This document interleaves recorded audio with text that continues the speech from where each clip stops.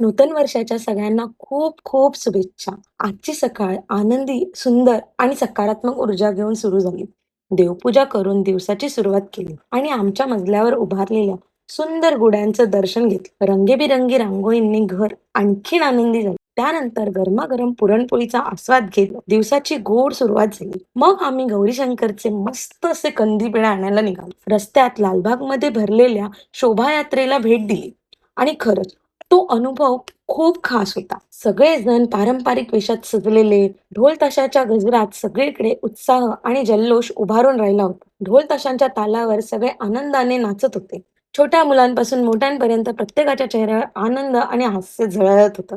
गुढीपाडव्याचा हा सण खरंच नवीन सुरुवात, आनंद आणि एकत्र येण्याचा सुंदर संदेश देऊन गेला. असा हा सुंदर दिवस आठवणींमध्ये कायमचा साठवून ठेवला.